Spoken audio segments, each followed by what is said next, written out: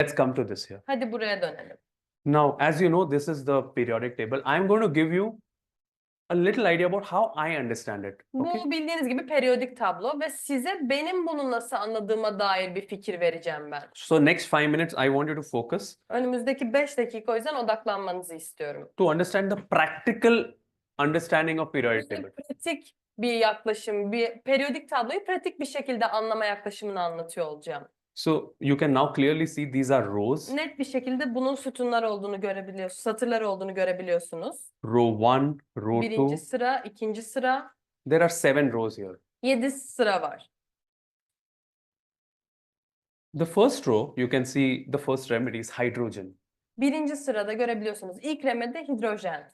One of my patients who did very well on hydrogen would tell me that his main feeling was that if I'm walking, my friend doesn't even look at me as if do I exist or no.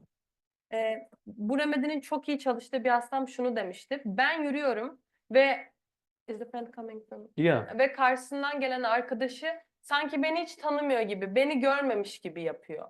Ana duygu, ana sürekli düşündüğü şey bu. This is the feeling of the first row.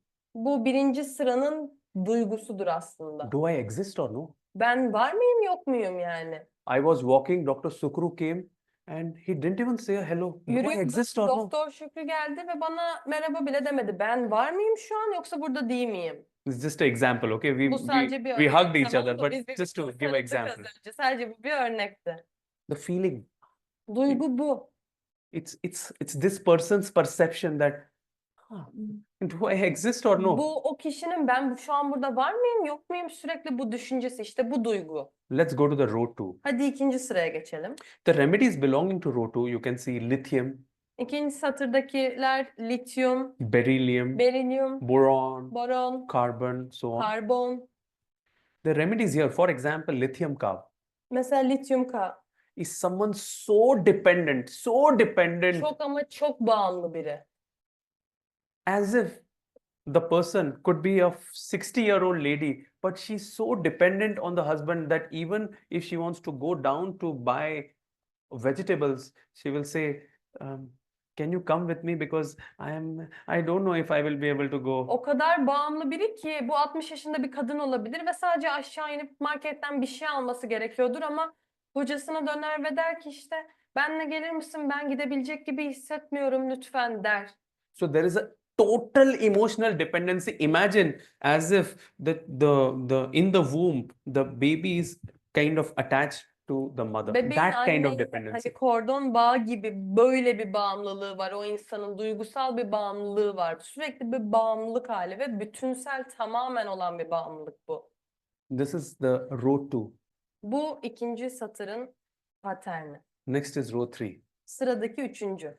Now, after the emotional dependency, this person is now able to have gradually his own identity, his own ego, his own communication skills. So now it's almost as if the child phase is over and there is, you can say, puberty stage is coming in. Burada daha çok artık o duygusal böyle bağımlılık halinden ziyade bu insanın biraz daha egosu var. Biraz daha özgüveni, cesareti var.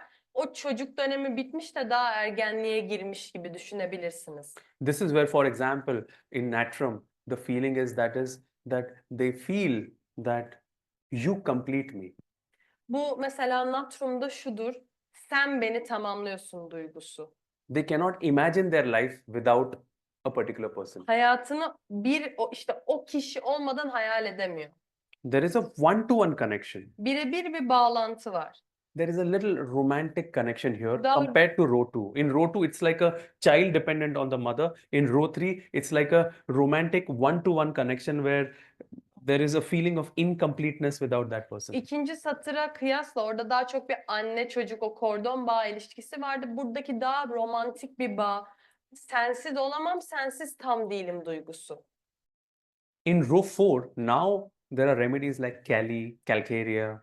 Dördüncü satırda CALC, calcarea gibi remediler geliyor. Here now gradually the feeling is okay, I am complete emotionally. Şey duygusu var artık hani tamam ben duygusal olarak bütünüm, tamım tek başıma. Now I have a family, Artık bir ailem var. but Can I make my family financially secure? Ama ailemi finansal olarak güvence altına alabiliyor muyum ben? Can I protect my family? Can I Onları protect koruyabilir, my children? çocuklarımı koruyabilir miyim? So here the patterns is of security and insecurity. Buradaki patern özgüvenli ve özgüvensiz olmama hali.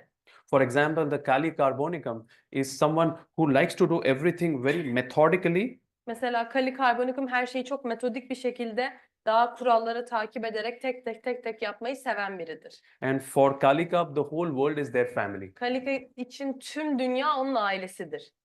We go to row 5. 5. sıraya geçelim. So now the family is complete.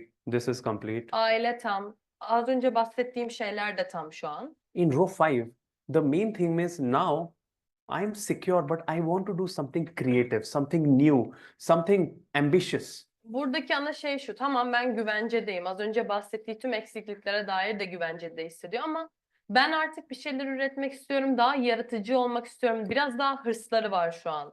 Hevesi var. Will I be able to do or no? Bunu yapabileceğim mi, yapamayacağım mı? Şimdiki duygu da bu. So for example, there is a remedy here, strontia nakab. Mesela strontiakam remedisi vardır. The constant feeling for strontia nakab is I want to do something creative, something different. Buradaki devam eden, sürekli tekrar eden duygu şu. Ben yaratıcı bir şey yapmak istiyorum, farklı bir şey yapmak istiyorum. But I am dependent on my mentor or my guide. Ama mentoruma, rehberime bağımlıyım. So this is the feeling of row 5. Bu 5. satırın ana duygusudur. In row 6, the idea is now 6. satırdaki fikir şudur.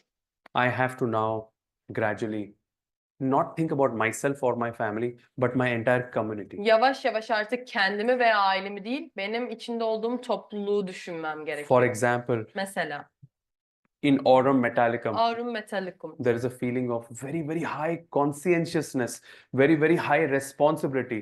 Çok yüksek düzeyde bilinç duygusu ve sorumluluk duygusu vardır. In an ideal world, İdeal bir dünyada the president or the prime minister of the country would be someone who would be in row 6, but ülkenin it's not an ideal başkanı, world. cumhurbaşkanı, başbakanı 6. satıra mensup birinin olması lazım. Ama tabii ki ideal bir dünyada değiliz. But it's not the situation now, so we will. Ama bu şu anki durum değil, o yüzden Row 7, 7. satır. the idea now is, okay, I have the responsibility. Fikir şu an şu, tamam benim sorumluluğum da var. I have done everything, Her şeyi yaptım ben. but now I want to give up Ama and artık bırakmak istiyorum. go for meditation, go for spirituality and Meditasyona, spiritüelliğe gitmek istiyorum ve bırakmak istiyorum. leave my responsibility for the next generation. Sorumluluğumu sıradaki kuşağa bırakmak istiyorum. This is the entire phase. This is the entire evolutionary stages of every row. Bu her satırın o evrimsel fazları sıra sıra evrime maruz kalıp ilerliyor, aşağı iniyoruz.